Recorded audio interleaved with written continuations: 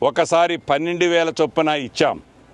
మూడవసారి రేపు జూన్ 16వ తారీఖు నుంచి కుంట దగ్గర నుంచి మొదలెట్టి వ్యవసాయానికి యోగ్యమైన ఎంత భూమి ఉన్నా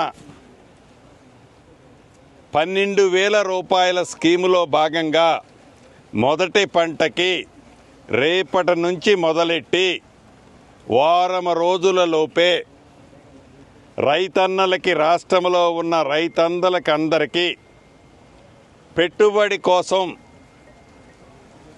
షావుకారులకి కోసం ఎదురు చూడకుండా, బ్యాంకులు చుట్టూ తిరగకుండా ఉండే విధంగా ఈ రైతు భరోసా డబ్బులు రేపటి నుంచి ఇచ్చే కార్యక్రమానికి శ్రీకారం చుట్టి వారం రోజుల లోపే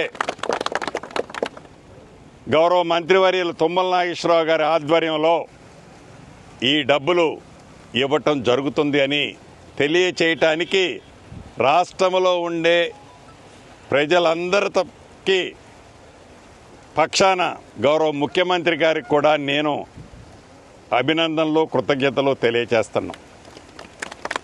అంతేకాదు,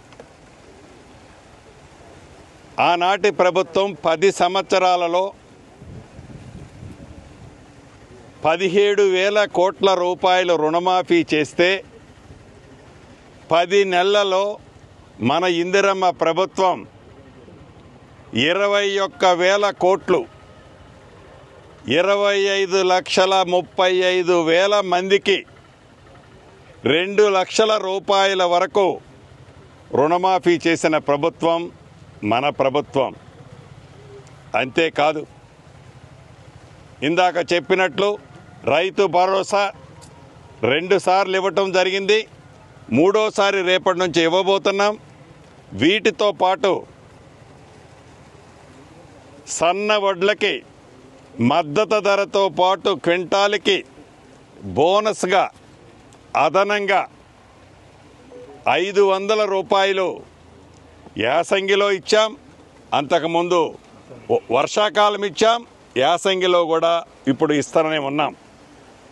అంటే ఒరేస్తే ఉరే అనే ఆనాటి ప్రభుత్వం ఏ రకమైన నిర్ణయాలు తీసుకొని రైతన్నలని ఇబ్బంది పెట్టిందో దానికి భిన్నంగా రైతు పక్షపాత ప్రభుత్వంగా ఈ ఇందిరమ్మ ప్రభుత్వం వడ్లని దేశవ్యాప్తంగా ఏ రాష్ట్ర ప్రభుత్వము పండించనన్ని అత్యధిక ధాన్యాన్ని కాళేశ్వరం కూలిపోయిన తర్వాత కూడా ఈ రాష్ట్ర ప్రభుత్వం నెంబర్ 1 ప్లేస్లో ధాన్యం పండించిన రాష్ట్రం ఏందయ్యా ఈనాడు దేశంలో ఉంది అంటే అది తెలంగాణ రాష్ట్రం అనే విధంగా రాష్ట్రంలో ఉండే రైతన్నలు కష్టపడి అద్భుతంగా ధాన్యాన్ని పండించారు.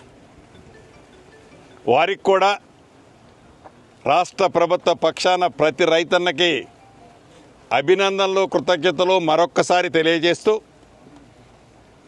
చివరిగా ఈ ప్రభుత్వం అది ఉచిత కరెంటు కానీ, రైతు భరోసా కానీ, నాణ్యమైన విత్తనాలు కానీ, కల్తీ లేని విత్తనాలు కానీ, కల్తీ లేని ఎరువులు, పెస్టిసైడ్స్ కానీ, ఇలా రైతుని రాజు చేసే దాంట్లో గోదావరి, కృష్ణా పరివాహక ప్రాంతాలతో లోకల్లో ఉండే స్ట్రీమ్స్ ద్వారా ఏవైతే సాగునీటికి ప్రతి నీటి బొట్టువు ఉపయోగపడుతుందో అటువంటి వాటన్నిటినీ ప్రతి నీటి బొట్టుని ఒడేసి పట్టుకొని రైతన్నకి, వ్యవసాయానికి ఉపయోగపడే విధంగా ఈ రాష్ట్ర ప్రభుత్వం ప్రణాళికలు తయారు చేసి ఈనాడు రైతుని ఎక్కడా ఇబ్బంది కలగకుండా ఉండే విధంగా చర్యలు చేపట్టినందుకు గౌరవ ముఖ్యమంత్రి గారిని నా నియోజకవర్గ ప్రజల పక్షాన,